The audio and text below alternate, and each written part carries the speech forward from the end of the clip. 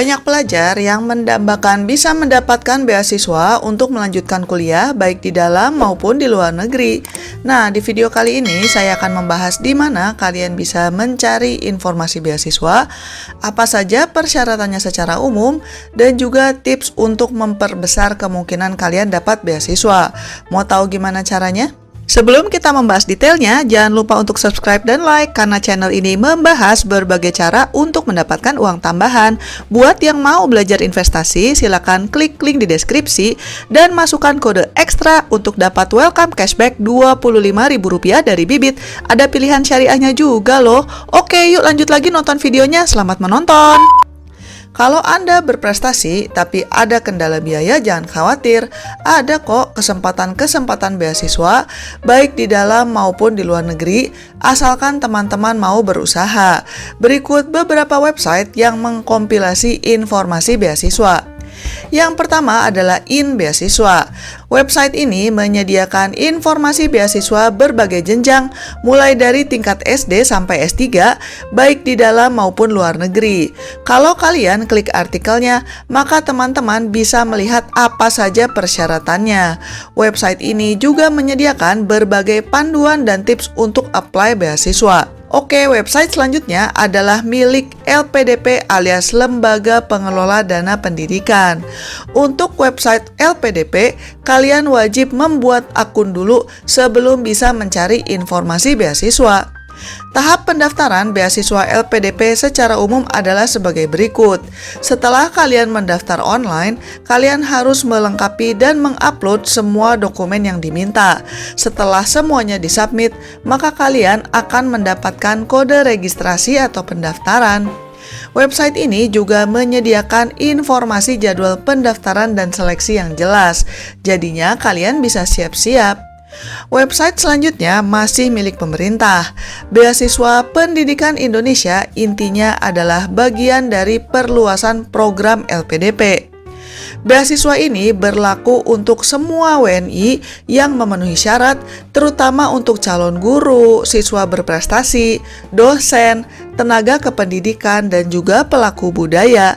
Menariknya, untuk penerima beasiswa yang berkebutuhan khusus atau penyandang disabilitas, ada dana pendukungnya supaya pendampingnya juga bisa ikut. Website berikutnya yang bisa kalian cek adalah beasiswapascasarjana.com. Di situs ini kalian bisa mencari informasi beasiswa mulai dari D3 sampai S3 baik di dalam maupun luar negeri. Untuk tahu detailnya ya biasalah kalian tinggal klik aja linknya. Di sana akan disebutkan informasi lebih lanjut termasuk kisaran besar beasiswanya berapa dan juga persyaratannya. Buat teman-teman yang mau mengakses website ini, silakan linknya ada di deskripsi ya. Tentunya masih ada banyak situs beasiswa yang lainnya. Saya hanya memberikan beberapa contoh saja. Secara umum, biasanya penyedia beasiswa akan meminta kalian untuk menyediakan dokumen sebagai berikut. Transkrip nilai atau ijazah sarjana yang sudah diterjemahkan secara resmi ke bahasa Inggris dan dilegalisir. Jadi ini kalian gak bisa nerjemahin sendiri ya, harus ke universitas yang bersangkutan atau ke penerjemah tersumpah. Selanjutnya, biasanya kalian juga akan diminta kopi paspor atau KTP sebagai bukti identitas. Selain itu, kalian bisa juga diminta motivation letter. Ini adalah esai yang merangkum siapa Anda, dari negara mana, apa prestasi akademik dan organisasi Anda, dan kenapa Anda mau kuliah di negara yang bersangkutan. Ya, kalian tinggal Google aja lah untuk dapat contoh motivation letter. Kalau negara tujuannya berbahasa Inggris, biasanya juga akan diminta sertifikat bahasa Inggris seperti TOEFL atau IELTS. Selanjutnya, kalian juga biasanya akan diminta CV atau riwayat kalian. Jadi isinya sekolah di mana aja, IP atau NAM-nya berapa, aktivitas organisasinya apa saja, dan sebagainya.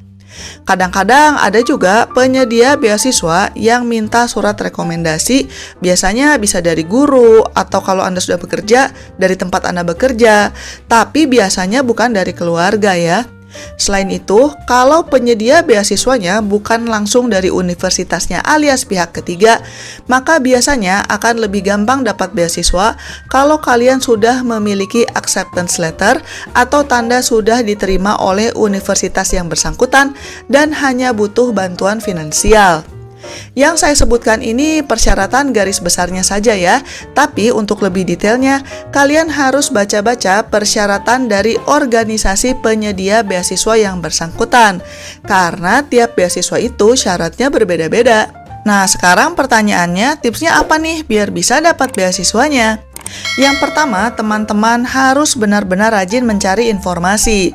Harus banyak browsing dan juga cari informasi ke website universitas yang bersangkutan dan juga ke website lembaga-lembaga yang memang biasanya memberikan beasiswa. Dan ketika kalian survei, jangan lupa juga untuk mencari informasi paket beasiswa tersebut mengcover apa saja, besarnya berapa, dan sebagainya. Ini penting karena cakupan beasiswa itu macam-macam dan tentunya kita maunya mendapatkan yang paling menguntungkan.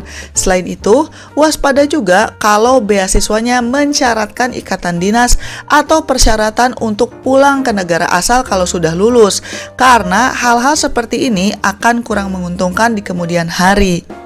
Tips yang kedua adalah merencanakan jauh-jauh hari sebelumnya. Apply beasiswa itu biasanya waktu pendaftarannya terbatas banget. Rata-rata hanya buka setahun sekali, paling banyak kayaknya 2 kali deh. Dan setiap lembaga itu deadline-nya berbeda-beda. Makanya kalian harus rajin mencari informasi. Kan sayang banget kalau deadline-nya kelewat, karena itu berarti kalian harus menunggu tahun berikutnya atau mencari penyedia beasiswa yang lain. Dan kalau kalian sudah tahu deadline-nya, saran saya adalah untuk apply sesegera mungkin. Jangan mepet sama batas akhirnya. Selain itu, kenapa perencanaan itu penting? Ini untuk mengakomodasi adanya persyaratan-persyaratan beasiswa yang butuh waktu untuk mengurusnya. Misalnya, ada beasiswa yang mintanya tes TOEFL, tapi ada juga yang mintanya tes IELTS. Dua-duanya tes bahasa Inggris tapi beda sertifikat. Ada juga yang minta essay, minta surat rekomendasi, transkrip, dan sebagainya. Beda-bedalah dan semua itu butuh waktu untuk mengurusnya. Tips selanjutnya, kalau nggak mau banyak saingan, teman-teman bisa mempertimbangkan untuk daftar beasiswa ke negara yang tidak banyak peminatnya. Misalnya, kalau ke Inggris atau ke Amerika mah udah pasti banyak yang daftar. Tapi kalau ke Norwegia atau ke Jerman misalnya, secara statistik saingannya mestinya lebih sedikit. Apalagi kalau negara tujuannya tidak menggunakan bahasa Inggris, karena orang rata-rata akan berpikir 2 kali kalau mesti belajar bahasa asing tambahan. Selanjutnya, sebelum mendaftar beasiswa, pastikan teman-teman sudah membaca dan mengikuti persyaratannya baik-baik supaya usahanya nggak sia-sia. Misalnya, kalau persyaratannya menyebutkan bahwa beasiswa terbuka untuk mahasiswa S1 yang sedang kuliah minimal semester 7, maka tentunya kalau kalian masih semester 3 mah nggak usah daftar lah, karena belum memenuhi syarat. Tips selanjutnya adalah ketika kalian menulis cover letter untuk aplikasi beasiswa kalian atau ketika interview, jangan pernah mengatakan bahwa kalian apply beasiswa itu hanya karena ingin jalan-jalan ke luar negeri. Kalian memang harus agak cuap-cuap dikit lah, bilang aja karena kalian ingin mendapatkan ilmu yang nantinya bisa memajukan Indonesia, atau karena tempat kuliah yang kalian apply itu adalah yang terbaik untuk bidang studi yang kalian geluti, dan sebagainya. Perkara karena ingin tinggal di luar negeri mah kalian simpan di dalam hati saja. Ini dimaksudkan untuk memberikan kesan bahwa kalian adalah kandidat yang serius. Sekian dulu episode kali ini dan selamat mencari uang tambahan. Bye-bye.